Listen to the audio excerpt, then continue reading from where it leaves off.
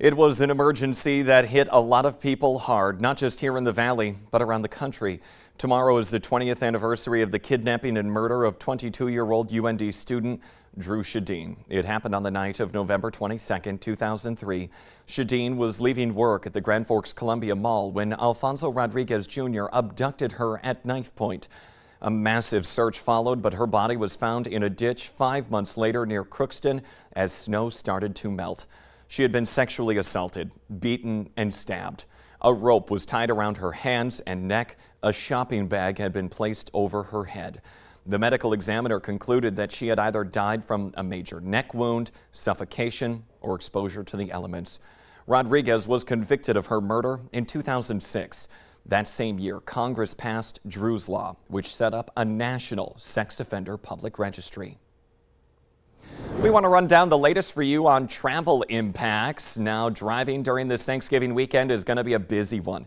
More than 49 million people are expected to hit the road.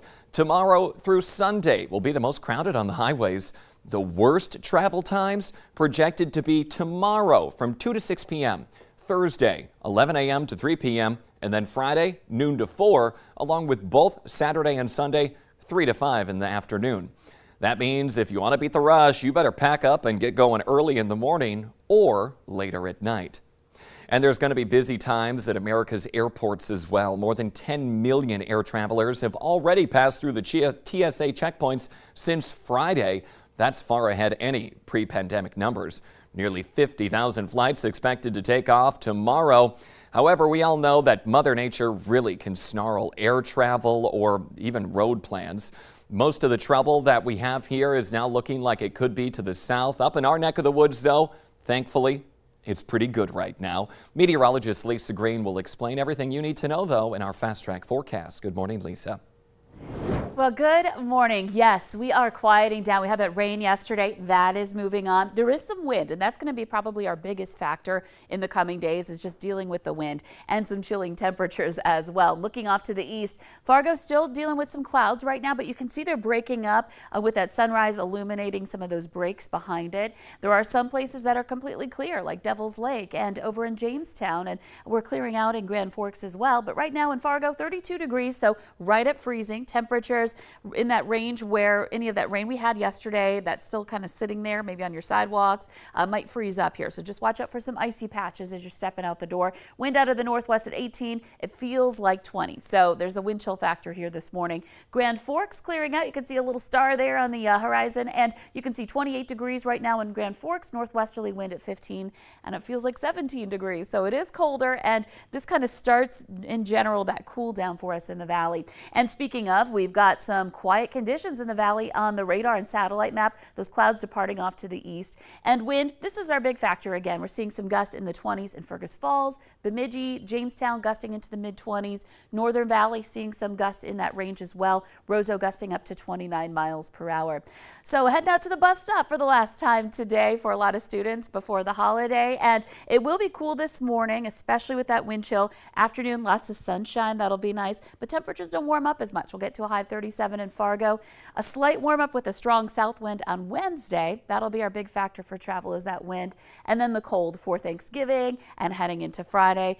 Lows in the teens, highs in the upper 20s. So you're going to want to bundle up heading out to your Thanksgiving destinations. If you're going to be out shopping on Friday, it's going to be a nuisance having to carry that heavy coat around, but you'll be thankful for it, especially those morning hours. And then just kind of keeping things cool through the holiday weekend. Chance for some flurries on Sunday. All in all, though, no big systems affecting us here in the valley. We'll keep on top of that for you here as we head through the holiday week. And you can always check for the latest here and anywhere else in the country on the weather going on where you are headed, or maybe you have family coming to you on the Valley News Live weather app. It's a great tool. Thank you, Lisa. Plans for a roundabout in a busy West Fargo neighborhood now on hold after pushback from the community. West Fargo City Commissioners have been in talks with school leaders for weeks about the project at 9th Street and 52nd Avenue West in front of Legacy Elementary.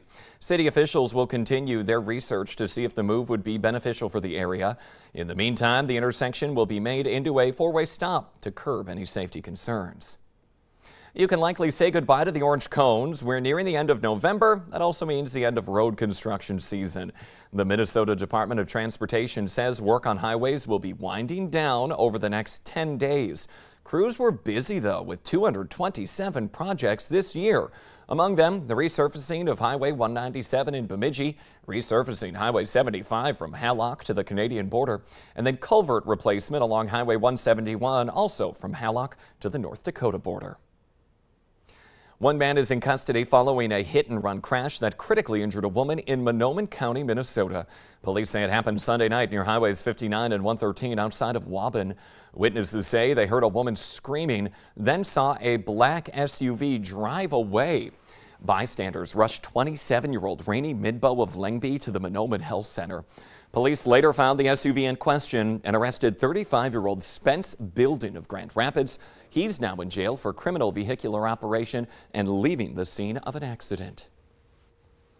2 people are in jail after police raid on a North Fargo home. The Metro Area Street Crimes Unit and Fargo Police were looking for a man with warrants out for his arrest. Officers say they tried to pull him over, but he intentionally rammed a squad car and then took off. Officers later found that vehicle and then arrested 18-year-old Keenan DuBois in the basement of a home. He's being held at the Cass County Jail on charges of reckless endangerment and fleeing. A juvenile was also arrested on an outstanding warrant. A man accused of slashing more than 80 tires in Grand Forks last month is pleading not guilty. Matthew Morris is charged with criminal mischief after police say 45 people had their tires slashed on October 1st. He is accused of damaging more than 50 vehicles and causing $17,000 in damages. A Fargo South High School graduate facing charges in connection with the January 6 insurrection at the U.S. Capitol. 37-year-old Eric Zeiss lives in Colorado now, and according to the Department of Justice, was arrested last Monday. He faces a felony charge of obstruction of law enforcement during civil disorder and several misdemeanors. Police say Zeiss and another man forced their way into the building with a large group of rioters. He is among the more than 1,200 people charged with crimes relating to the riot. Don't forget about that holiday tree lighting event in downtown Fargo today. Another one in Moorhead will explain in a bit. But the tree at Broadway Square in Fargo will be illuminated between 5:30 and 9, and the one at the Yumcum Center will also be illuminated tonight as well. It's the wildest video of the Thanksgiving holidays. Firefighters reminding us of the dangers of deep fried turkey. There you see it right there. What can happen? They say you need to make sure that the bird is completely thawed before you dip it into the fryer. Don't overheat that oil and don't place the fryer near any building. We want everyone to be safe this holiday season. Thank you for joining us here on the Valley today. We'll see you right back here tomorrow morning.